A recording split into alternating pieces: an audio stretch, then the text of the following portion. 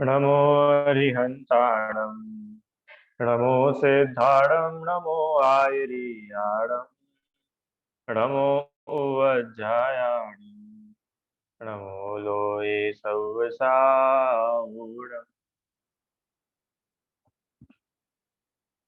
ज्ञानोपयोगविमलं विशदात्मरूपम् सूक्ष्मस्वभावपरमं यदनन्तवीर्यम् कर्मौघकक्षदहनं सुखशस्यबीजम् वन्दे सदा निरुपमं वरसिद्धचक्रम्।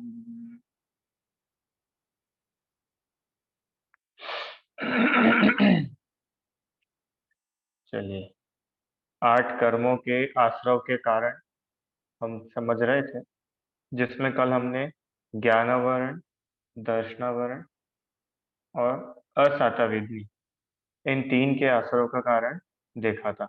बराबर समझ में आया था भाई सब लोगों को कल, है ना?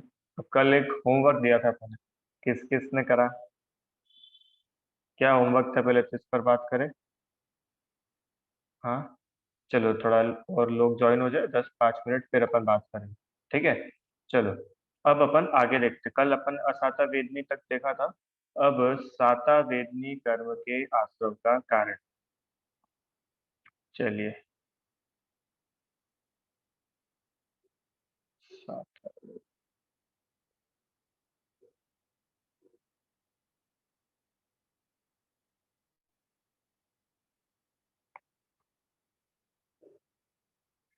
हम्म साता वेदनी कर्म के आश्रव का कारण, छठा अध्याय 12वां सूत्र है। अपन इसमें से भी पढ़ सकते हैं, और दूसरे भी स्लाइड्स है, इसमें थोड़ा ज्यादा इजी दिया हुआ है, तो अपन इसमें से पढ़। ठीक है, चलिए शुरू करते हैं। साता वेदनी कर्म के आश्रव का कारण। साता वेदनी कर्म क्या होता है? हाँ, कि जिसके निमित्त से अनुकूलताएं मिले, है ना? असाता वेदनी में तो रहा था कि प्रतिकूलताएं मिल रही थी, अनफेवरेबल चीजें हो रही थी।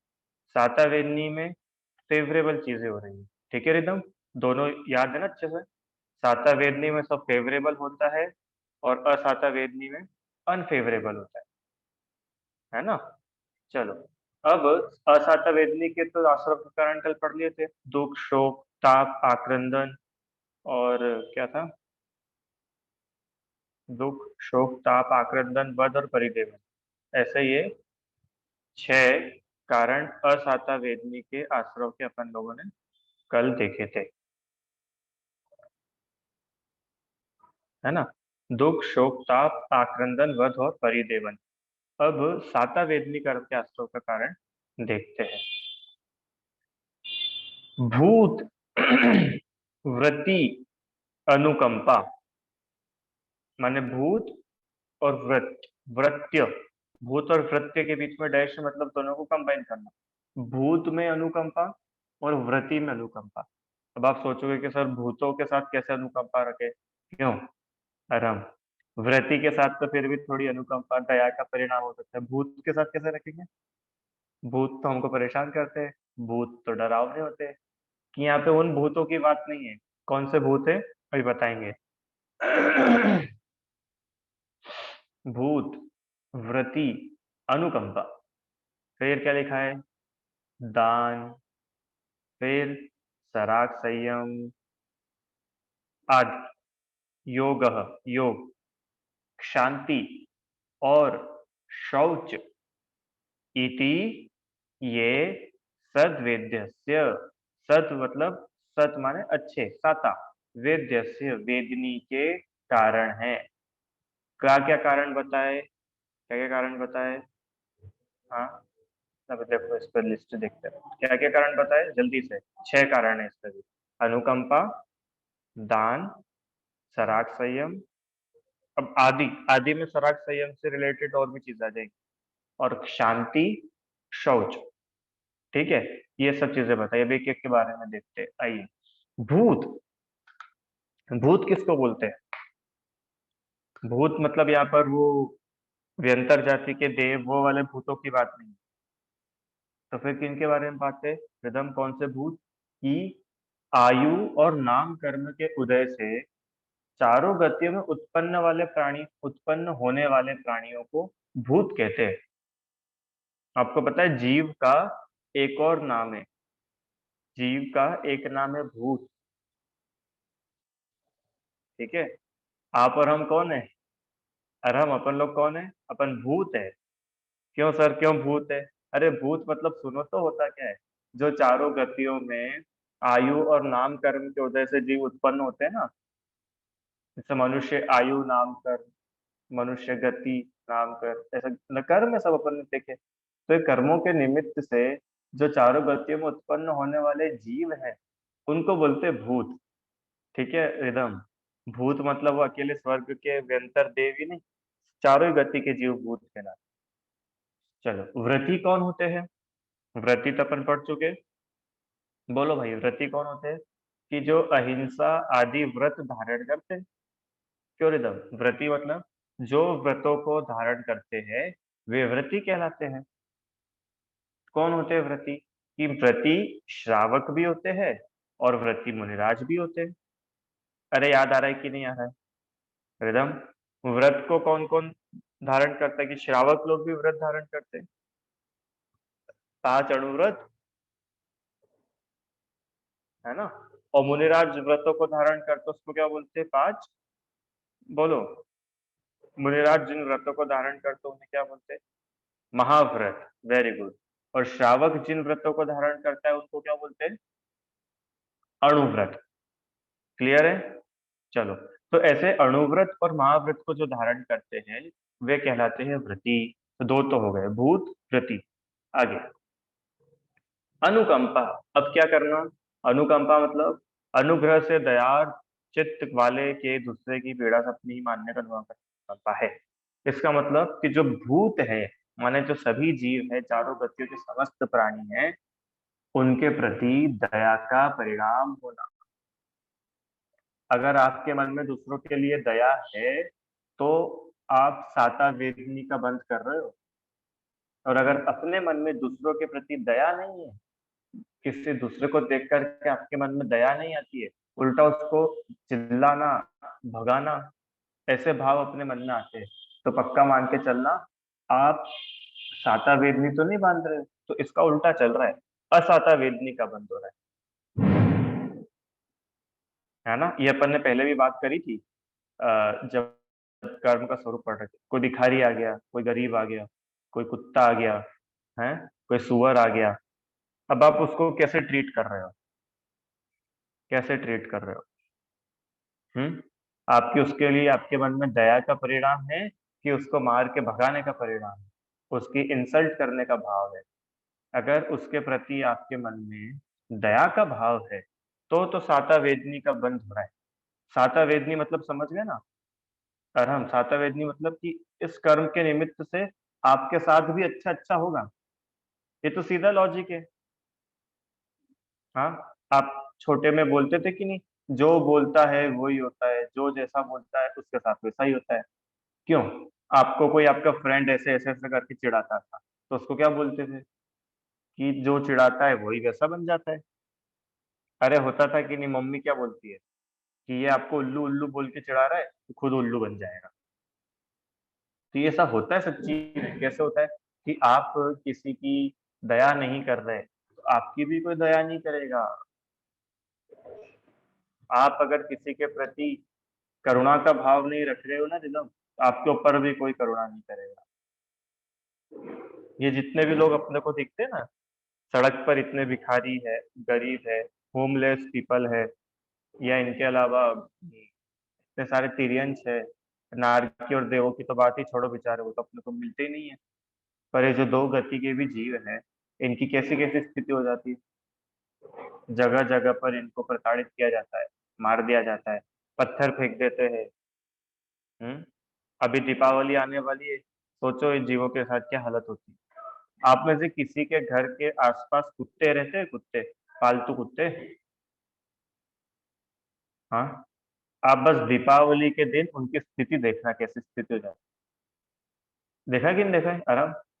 इधर एक पटाखा फूटा और इधर वो भौ भौ भौ करना शुरू कर दे, कितना परेशान होता है। वो आवाज से परेशान होता है, धुएं से परेशान होता है। अब ये पता है उसके साथ में क्यों हो रहा है? क्योंकि उसने भूतकाल में किसी के प्रति दया नहीं करी। आज उसके फल में उसके असाता वेदनी का उदय है कि उसके साथ ऐसा हो रहा है। तो हमारा क्या कर्तव्य है? ऐसे जीवों के प्रति भी दया रखो, हर जीव के प्रति दया। अब और थोड़ा ऊपर चल, और किनके प्रति अनुकंपा, दया के परिणाम, व्रति के प्रति। अणुव्रति, महाव्रति, ऐसे जो मुनिराज है, श्रावक है, इनकी निंदा नहीं करना, इनके प्रति दया कर, सबकी हेल्प करने का भाव, सबका अच्छा सोचो, सबका अच्छा चाहो, सपने में भी किसी का बुरा नहीं चाहना। और हम सपने में भी किसी का बुरा नहीं चाहना, अरे सबका मंगल हो, सबका अच्छा हो, सब भगवान बने, यही भावना होनी पूरे सब। तीसरा, दान। दान करने से साता वेदनी का बंद होता है।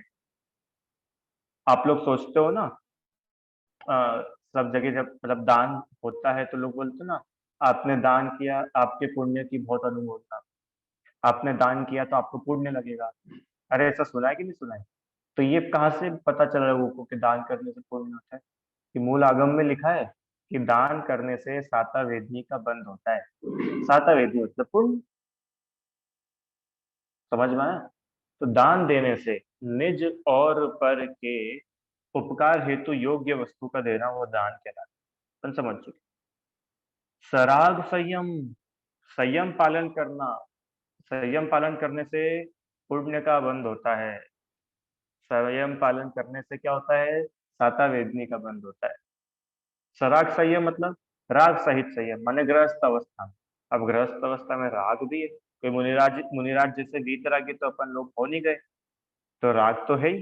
पर ऐसे राग होते हुए भी हमारे मन में संयम का भाव है, व्रतों के भाव है, नियम के भाव है, रात्रि भोजन त्याग का भाव है, अनछने जल के त्याग का भाव है, जमी कंद का त्याग करा है। ये जितने भाव है संयम के परिणाम हैं। ये सब साता वेदनी कर्म के आश्रव का कारण है। शांति, शांति नहीं, शांति, क्ष, शांति, शुभ भावना पूर्वक क्रोधादि कषायों से निवृत्ति। अब कषाय हो जाए, क्रोध मान माया लोभ आदि कषाय पैदा हो, तो इन कषायों को शुभ भाव पूर्वक छोड़ना, शुभ भाव पूर्वक इन कषायों को जीतना। रिदम, बहुत तेज गुस्सा आ गया और उस गुस्से में भी शुभ भाव पूर्वक या यूं कहो भेद विज्ञान पूर्वक या गुस्से को बुरा जानकर उसका त्याग करना, यह पुण्य का कारण है। पता है, आप लोग पाप के उदय में भी पुण्य बांध सकते हो। दिव्यांश, एक ट्रिक सिखाता हूँ आज। पाप के उदय में आप पुण्य बांध सकते हो। क्या बात कर रहे हो सर, हम पे तो इतना क्यों? मंदिर में पुण्य बनता है कि नहीं बनता है? मंदिर जाने से बनता है।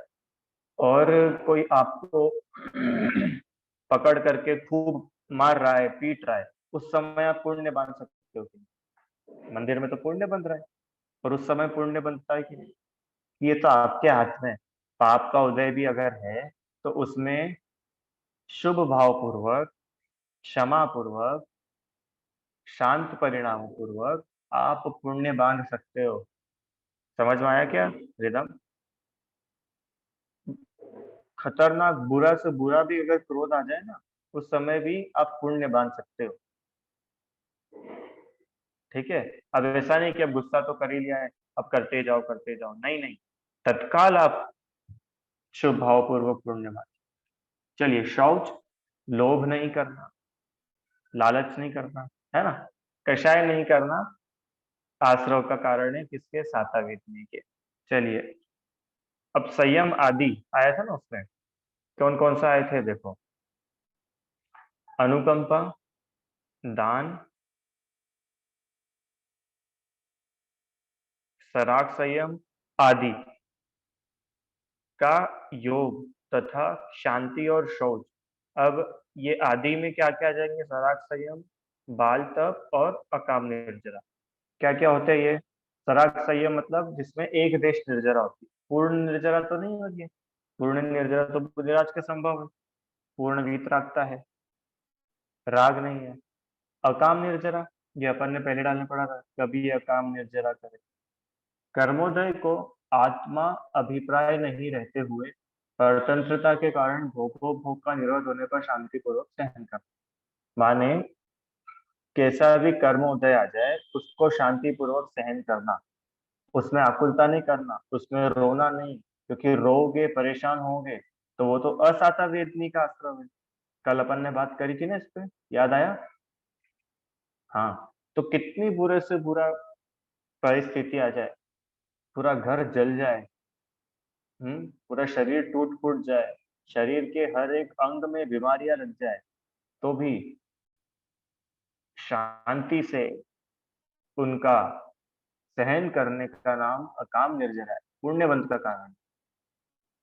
ठीक है दिव्यांश, देखो अब पेट दुख रहा है, तो पेट तो दुख रहा है तो दुखेगा ही सही।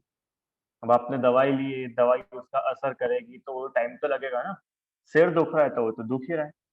अब आपके पास में दो ऑप्शन है, एक तो कि सिर दुख रहा है और आप और रो और दुखी हो और परेशान, और दूसरा ऑप्शन ये है कि अब देखो सिर तो उसका काम कर रहा है, अपन अपना काम करो, अपन शांत रहो, अपन परेशान नहीं हो। दोनों, अब दोनों कारण में देखो सिर तो दुख रहा है, अब उसको आप कैसे टैकल कर रहे हो ये आपकी कला है। समझ में आ रहा है? अरहम, रिदम, हाँ। आगे, थर्ड, बाल तप। यथार्थ प्रतिपत्ति का अभाव से अज्ञानी का अग्नि में प्रवेश पंचाग्नि आदि बाल तप है। शरीर को तपाना अज्ञानता में, ज्ञान तो है नहीं उसको, अज्ञानी जीव भी जो तपस्या करता है वो भी उसके पुण्य का कारण बन जाता है। ठीक है, पाप नहीं है, पुण्य ही लग रहा है उसको भी। पर कैसा है, क्वालिटी बिल्कुल लो है, पर फिर भी लगता तो पुण्य ही। बाल तप होता है ना, जो अज्ञानी लोग तपस्या करते हैं, अग्नि में कूद जाते हैं, चारों पांचों तरफ अग्नि जला करके तपस्या करते हैं, पेड़ पर उल्टे लटक जाते हैं, कपड़े पहनना छोड़ देते हैं, नहाना छोड़ देते हैं, चप्पल छोड़ देते हैं, ये सब क्या है? ये बाल तप है, पुण्य का कारण है वो बोल रहे हैं। निर्जरा तो नहीं हो रही है पर पुण्य बन रहा है उसमें। अभी होता है ना, जैसे अभी नवरात्रि थी, तो नवरात्रि के समय में बहुत लोग क्या करते हैं, चप्पल का त्याग कर, चप्पल छोड़ देते हैं। देखा है आप लोगों ने? हाँ, है ना, नवरात्रि में 9 दिन लोग चप्पल नहीं पहनते। अब वो कहीं भी जाए, बड़े लोकल में जाए, मेट्रो में जाए, स्कूल जाए, मार्केट जाए, ऑफिस जाए, वो चप्पल नहीं पहनते। तो 9 दिन के लिए वो व्यक्ति क्या है, उसका एक तरीके से चप्पल नहीं पहनने का तप हो रहा है। अब उसको कंकड़ भी चुभ रहे, गरम भी लग रहा है, उसके पैर भी खराब हो रहे हैं, कांटा भी चुभ रहा होगा, पर वो सबको सहन कर रहा है। तो ये सब भी उसके पुण्य आश्रव के कारण है, साता वेदी के आश्रव का कारण है। ठीक है, चलो, ये इस प्रकार से हमने साता वेदनी कर्म के आश्रव के कारण देखे। अब आगे पढ़ते हैं, इसके पहले कुछ प्रश्न है किसी का? जी पीयूष जी बताइए। जय जिनेन्द्र। ये सराग जय संयम की हिंद। आप जब बताया बात, तो हम्म। सराग संयम में छठवा गुण स्थानक भी आ सकता है कि नहीं? क्योंकि आ, वो क्या बोलते हैं कि शुभ भाव रूप राग रहता ही है उनको। तो रहेगा ना, छठे में भी रहेगा। सराग संयम पांचवे और छठे दोनों में रहेगा ना? दोनों में रहेगा।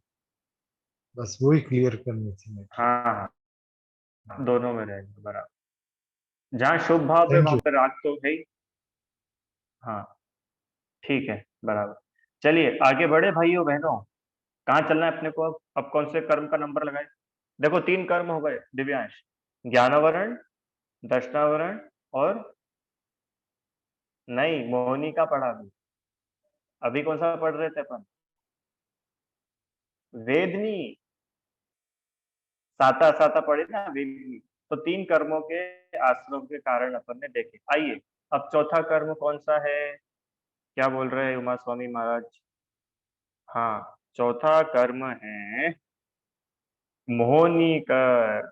आइए, अब मोहनी कर्म के आश्रव के कारण समझेंगे। तो ये मोहनी कर्म सबसे खतरनाक है। सारे कर्मों का राजा कौन? मोह। तब ये आता कैसे है? ये तो भैया सब लोग ध्यान से आज पढ़ ही लो। आओ शुरू करते हैं। मोहनी कर्म के कितने भेद थे, जल्दी से बताओ। मोहनी कर्म के कितने भेद? 20। हाँ, ऐसे तो 2 है। कौन कौन सा? दर्शन मोहनी और चारित्र मोहनी। अब दर्शन मोहनी और चारित्र मोहनी के भी और भेद है। उन सबको मिक्स कर देंगे तो टोटल कितने थे? 20, 20, 25, 22, 28। अच्छा, कितने लोग बोलते 22 था? 22, 22 वाले, 25 वाले, 25। मोहनी कर्म 25 टाइप्स का होता है। नहीं, चलो 28 वाले कितने? ठीक है, 2, 3, 4, 5, 6। बढ़िया, मेजोरिटी विंस। कितने होते हैं भैया मोहनी? 28। दर्शन मोहनी 3 टाइप्स का और चारित्र मोहनी 25। ठीक है दिव्यांश, दर्शन मोहनी के कितने टाइप्स है? 3। चारित्र चारित्र मोहनी के 25। राइट, चलो आगे।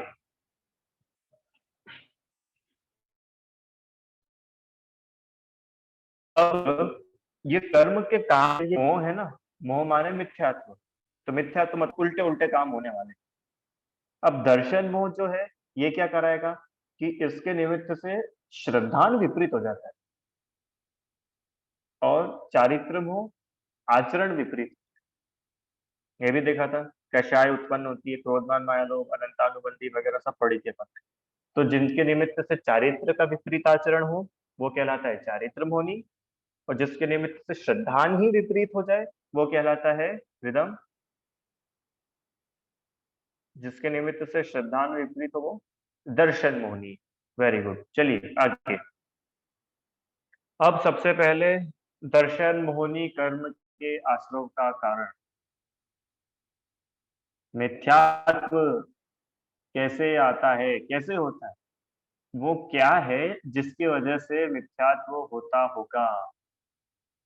मोह महामद पियो अनादि, सब बहुत चर्चा है मिथ्यात्व की। तो क्यों है ना इतनी सारी चर्चा? तो मिथ्यात्व होता किस वजह से, क्या कारण ऐसा होता है कि मिथ्यात्व का आश्रय बन होगा, मोह का आश्रय बन होगा? चलिए पढ़ते हैं। केवली, श्रुत, संघ, धर्म और देव। 5। केवली, श्रुत, संघ, धर्म, देव। इनका अवर्णवाद, इनका अवर्णवाद दर्शन मोहनी कर्म के आश्रव का कारण है। 5 चीजें हैं। 5 चीजें कौन कौन सी? एक बार और। केवली, श्रुत, संघ, देव, धर्म। है ना, धर्म और देव। ठीक है, इसमें चार्ट है, चार्ट में और अच्छे समझ में आ जाए। केवली, श्रुत, संघ, धर्म, देव। दिख रहा है ना आप लोगों को चार्ट? लो भैया और जूम कर ले। इनका अवर्णवाद करना। तो ये अवर्णवाद क्या होता है? अवर्णवाद मतलब निर्दोष में दोष लगाना। माने वो व्यक्ति टोटल निर्दोष है, उसका कोई भी दोष नहीं है, और आप निर्दोष में दोष लगा रहे हो, इसको बोलते हैं अवर्णवाद। दिव्यांश, अवर्णवाद किसको बोलते हैं? निर्दोष मतलब पता है? निर्दोष मतलब जिसकी कोई गलती नहीं है, जिसके अंदर कोई दोष नहीं है, जो बिल्कुल प्योर है। उसमें दोष लगाना, उसको क्या बोलना?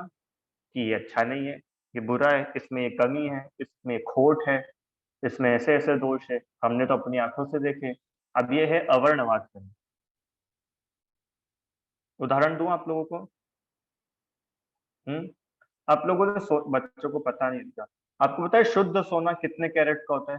कैरेट मतलब पता है, सुना है कभी? 24 कैरेट का होता है, ठीक है। 24 कैरेट का सोना, मतलब वो सोने की प्योरनेस को मेजर करने की एक यूनिट है, उसको बोलते हैं कैरेट। वो वाली कैरेट नहीं, गाजर वाली कैरेट ठीक है। तो शुद्ध सोना कितने कैरेट का होता है रीता आंटी? 24 कैरेट का, है ना, बिल्कुल शुद्ध प्योर गोल्ड है। अब प्योर गोल्ड को भी आप बोलो कि नहीं इसमें खोट है, इसमें मिलावट है, आपने इसमें पीतल मिला दिया है, इसमें कुछ और मिला दिया है, जबकि है वो प्योर, और उसको इम्प्योर बोलना अच्छा नहीं है। ये क्या हो गया? सोने का अवर्णवाद।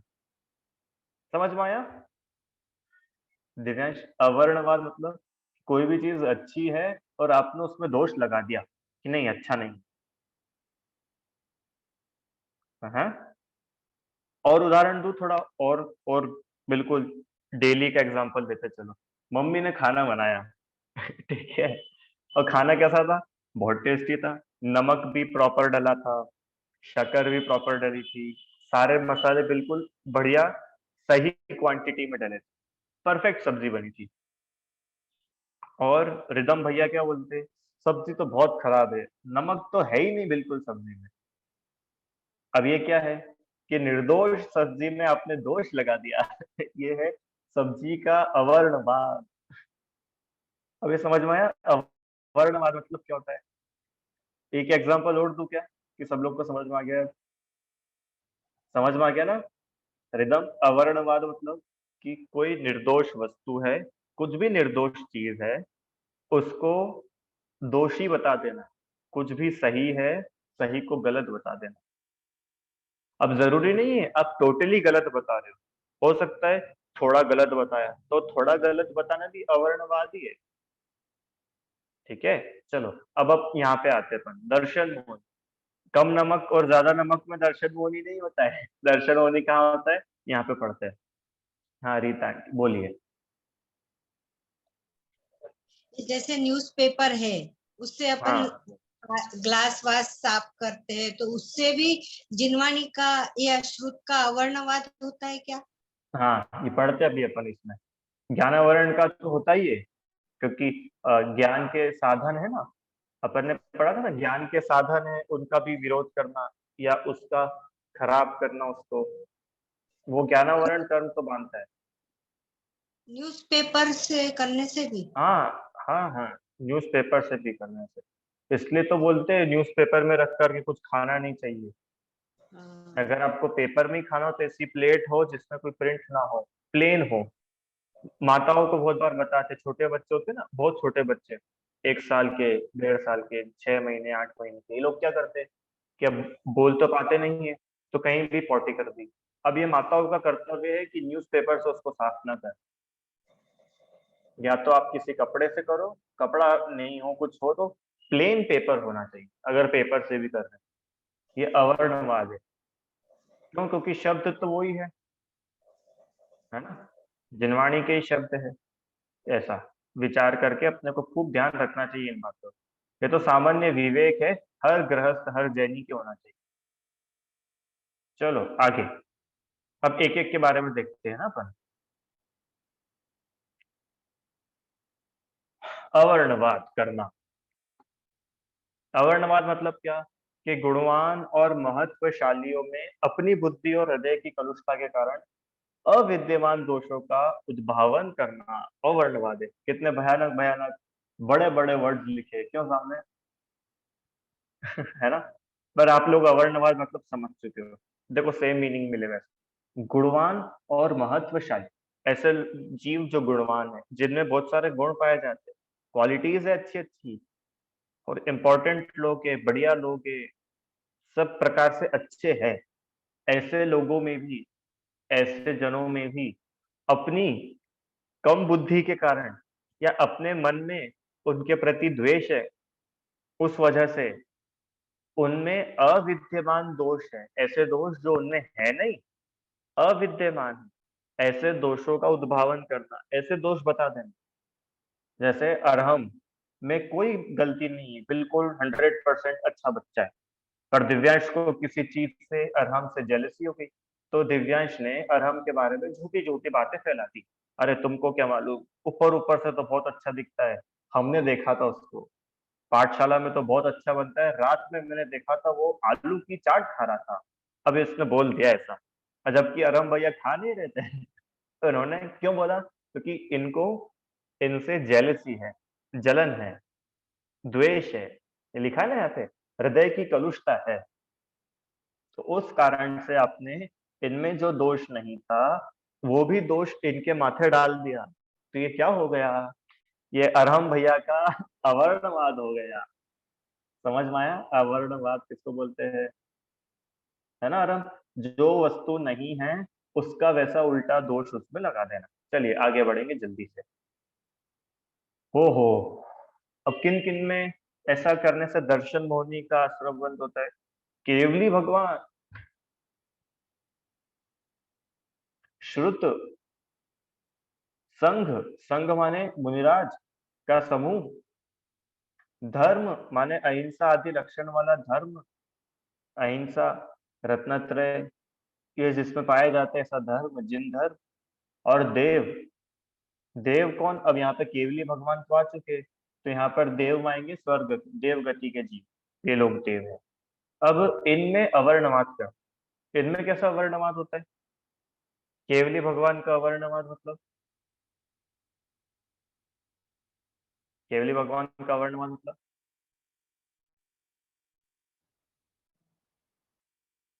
भगवान थोड़ी सब कुछ जानते हैं, भगवान नहीं जानते सब कुछ, तुम तो करो करो करो।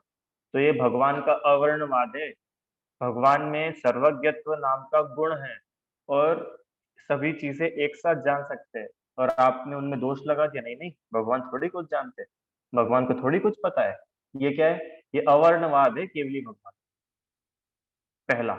दूसरा, भगवान की प्रतिमा है, मंदिर में भगवान की प्रतिमा है ना, वो प्रतिमा की अभिनय करना, प्रतिमा का यथा योग्य सम्मान नहीं करना, निर्दोष शुद्ध पवित्र प्रतिमा है उसमें कलंक लगाना, उसमें दोष बताना, नहीं नहीं ये प्रतिमा पूजनी नहीं है, पूजो नहीं, पूजा नहीं करो, इस प्रतिमा को हाथ नहीं जोड़ो, ये अवर्णवाद है। समझ में आया रीता आंटी?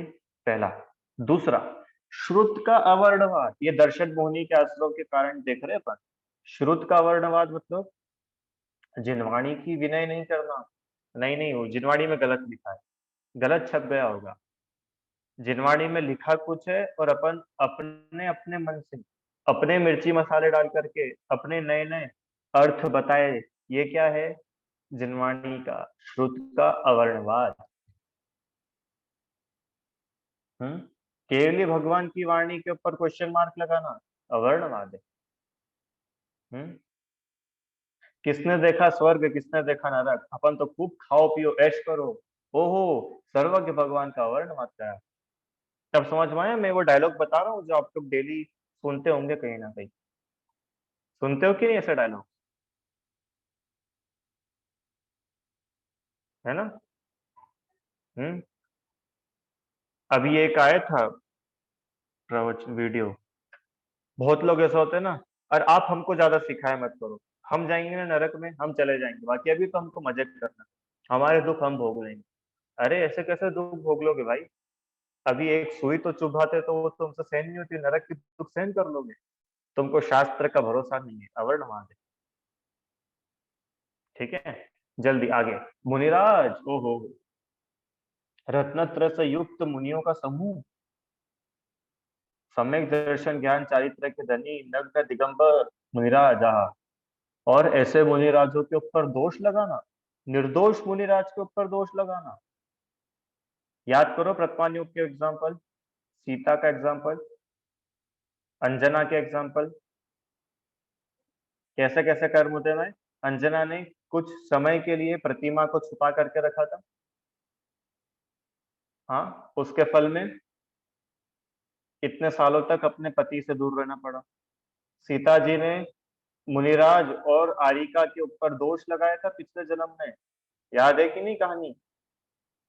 सीता जी ने पिछले भव में मुनिराज और आरिका माता जी के ऊपर दोष लगाया, अवर्णवाद करा, थे तो निर्दोष, अवर्णवाद करा, उसका फल में क्या मिला उनको? पति से दूर रहना पड़ा, ये क्या का फल था? उस अवर्णवाद का फल। ये तो दो ही उदाहरण मैंने आपको प्रथमान युग के आधार से बताए। ऐसे लगाना आप लोग, कभी मुनिराज की निंदा नहीं करना, कभी मुनिराज के ऊपर झूठे आरोप नहीं लगाने। अरे आरोप भले ही सही भी क्यों ना हो, तो भी एक मुनिराज के नाम पे 3 कम 9 कोटि मुनियों को बदनाम नहीं करता। अवर्णवाद है। अरे हमने तो आजकल के सब मुनि देख लिए, पंचम काल है, पंचम काल में तो सब होते ही भ्रष्ट है। अरे सबके बारे में कैसे बोल दिया तुमने? ये अवर्णवाद है। हम समझ में आया ना? हाँ चलो आगे। धर्म, धर्म में दोष लगाना, निर्दोष जैन शासन के ऊपर दोष लगाना अवर्णवाद है। धर्म बुरा है, धर्म, इस धर्म ने तो हमारी सारी एंजॉयमेंट छीन लिया। अरे परम सुखी करने वाला धर्म और आपको दुखी करने वाला लग रहा है, अवर्णवाद है। रिदम समझ में आ रहे एक एक पॉइंट? जिस धर्म में, जिस जिनवाणी में प्रत्येक जीव के प्रति करुणा का बताया हो, और ऐसे जिनवाणी को झूठा ठहरा देना, धर्म को झूठा बता देना, गलत बता देना, अवर्णवाद। अंतिम, देवगति के देवों का अवर्णवाद करना, वो वैसे नहीं है और उनको वैसा मान करके पूजना। अब वो पूजनीय नहीं है तो भी देवों की पूजा करना, होती कि नहीं होती पूजा? वह पढ़ चुके दूसरे ढाल में, पद्मावती आदि देवियों की पूजा करना, ये देवों का अवर्णवाद है। वो पूज्य नहीं है, उनमें पूज्यता के कोई लक्षण नहीं है, ना वे वीतरागी है, सरागी है, मिथ्या दृष्टि है। ऐसे देवों की पूजा करना अवर्णवाद है। ठीक है, इससे दर्शन मोहनी कर्म का आश्रव होता है। और दर्शन मोहनी मतलब क्या समझ रहे हो आप? यही दर्शन मोहनी अपन ने पढ़ा था, आपको याद हो? वेदनी कर्म सुखी दुखी नहीं करता, मोह सुखी दुखी करता है। याद आया था? अंतराय कर्म सुखी दुखी नहीं करता, उसमें मोह के निमित्त से जीव अंतराय में दुखी होता है। अरे याद आया कि नहीं आया? उच्च या नीच गोत्र से जीव सुखी दुखी नहीं होता, उसमें मोह का भाव होने से सुखी दुखी होता है। तो इतना भयानक है ये मोहनी कर्म। और अपन हंसते हंसते बिना किसी वजह के बेवजह ये सारे कर्म बांध लेते, पता तक नहीं चलता। हंसते हंसते बांधते हैं और भुगतते समय रोते रोते भोगते। ठीक है, इस प्रकार से दर्शन मोहिनी कर्म के आश्रव के कारण अपन ने देखे। शेष चर्चा कल करेंगे। कल संडे है पर कल क्लास लगेगी, कल छुट्टी नहीं है। चलिए, एक प्रश्न तो ये था कि अब किसी की भलाई के लिए उसके ऊपर चिल्लाओ तो भी असाता वेदनी का आश्रव है क्या? इसका आंसर है नहीं, असाता वेदनी का आश्रव नहीं। क्यों? आप भले ही बाहर से चिल्लाते हुए दिख रहे हो, पर अंदर से आपके मन में करुणा है, दया है, तो वो आपके असाता वेदनी का आश्रव नहीं है, साता वेदनी का ही आश्रव है। साता नहीं भी बोलो तो असाता का तो आश्रव नहीं। क्यों? क्योंकि क्रिया का दोष नहीं है, अभिप्राय का दोष है। आपका इंटेंशन क्या है? कि इंटेंशन आपका उसका बुरा करने का है, कि बुरा करने का इंटेंशन तो नहीं है, तो फिर असाता वेदनी का। ठीक है, चलिए एक प्रश्न और रह गया कि अज्ञानी है, दिमाग से कमजोर है, अगर वो भी ऐसा करते तो उनको दोष लगता है क्या? कि वही बात आ गई, अभिप्राय का दोष लगेगा, क्रिया और परिणाम का उतना अधिक दोष नहीं लगता है। ठीक है, वो अज्ञानी है, यही उसका सबसे बड़ा दोष है, पूर्व में किए हुए कर्मों को आज भोगता है। ठीक है, और अभी बांधेगा तो भविष्य में भोगेगा।